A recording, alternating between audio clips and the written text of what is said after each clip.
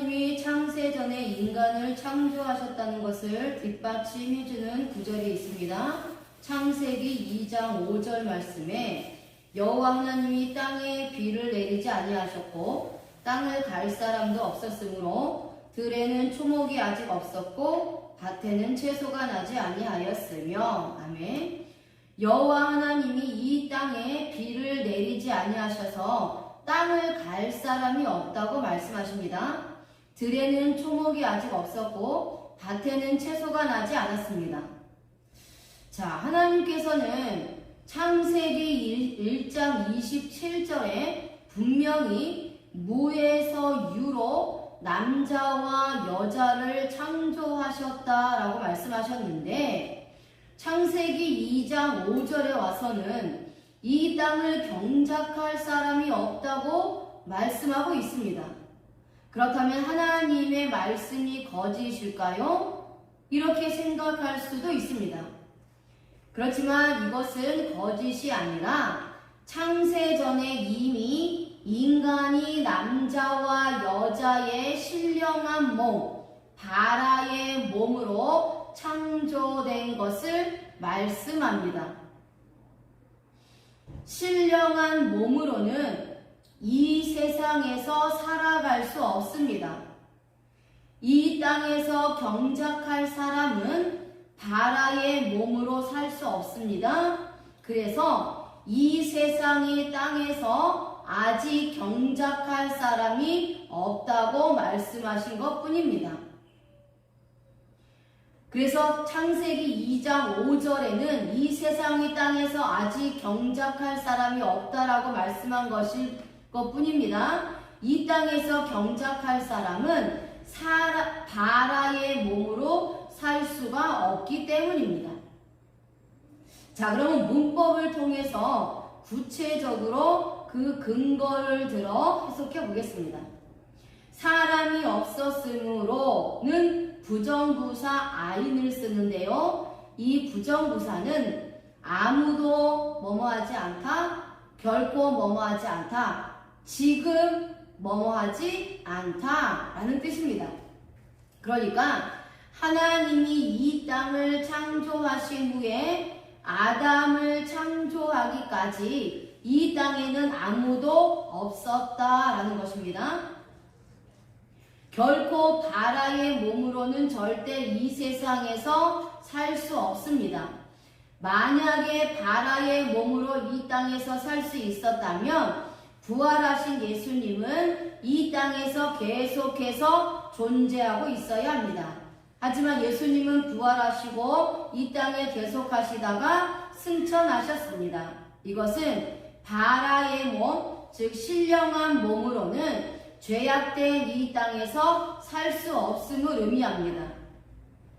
그래서 하나님은 이 땅에 아무도 없었을 때에 흙을 가지고 아담을 창조한 것입니다. 그러니까 창세 전에 만세 전에 하나님께서 남자와 여자를 하나님의 형상과 모양대로 창조하신 것은 바라의 몸, 즉 신령한 몸을 창조한 것이고, 그리고 나서 이 땅에서 땅을 경작하기 위해서는 육신의 몸을 입은 사람이 필요하기 때문에 흙을 가지고 육신의 몸을 가진 아담을 창조하신 것입니다. 그리고 그 흙으로 아담이 창조되기 전까지는 이 세상에서 땅을 경작할 사람이 없던 것 뿐입니다. 이제 아담이 흙으로 육신의 몸을 가진 사람으로 창조된 후에는 이 세상에서 땅에서 경작할 사람이 있게 된 것이죠. 이것이 창조의 순서입니다.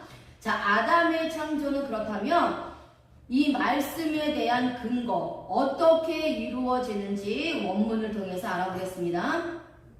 창세기 2장 7절에 여호와 하나님이 땅의 흙으로 사람을 지으시고 생기를 그 코에 불어넣으시니 생명이 되니라고 말씀하십니다.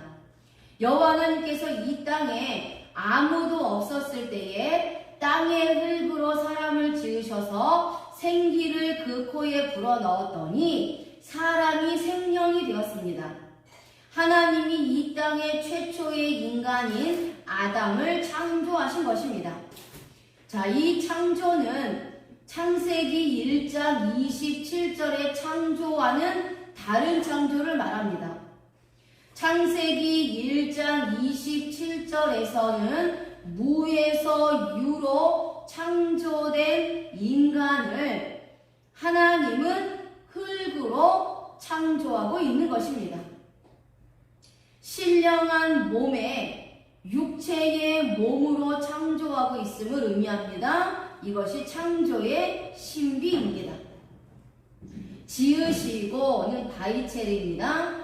와우 접속사, 동사, 칼, 미완료, 남성 3인칭 단수인데요. 형성하다, 만들다, 보완하다, 꾸미다 라는 뜻입니다. 자, 이 단어는 야차르라는 단어에서 유래되었습니다. 하나님이 아담을 흙으로 창조하실 때는 야차르라는 단어를 사용했습니다. 바라라는 단어와의 차이점이 무엇입니까? 야차르는 바라의 무에서 유로 창조된 것에 인테리어를 하듯이 꾸미는 창조를 의미합니다. 그러니까 새로운 모양과 형상으로 바꾸는 것이 아닙니다. 이미 형상과 모양이 있는 것에 인테리어 하듯이 꾸미는 것을 말합니다. 자, 건축을 예로 들겠습니다. 건물이 지어지는 것이 무에서 유, 즉 바라의 창조라면 실내에 인테리어를 하여서 꾸미는 것이 바로 야차르 창조인 것입니다. 이렇게 창세전에 바라의 몸으로 창조되었고 아담은 흙으로 육신의 몸을 가진 야차르로 창조가 되었다는 것이죠. 하나님이 이렇게 흙으로 아담을 창조하신 이유가 무엇입니까? 바라의 몸으로는 하나님이 창조하신 이 땅에서는 살 수 없습니다. 이 땅은 육체를 가지고 숨을 쉬면서 살아야 합니다. 어떤 이는 하나님이 사람을 만들고 생기를 코에 불어넣었을 때 영혼이 들어갔다고 생각하는 사람이 있습니다. 이것은 잘못된 생각입니다. 영혼은 이미 바라의 몸에 존재하고 있었습니다.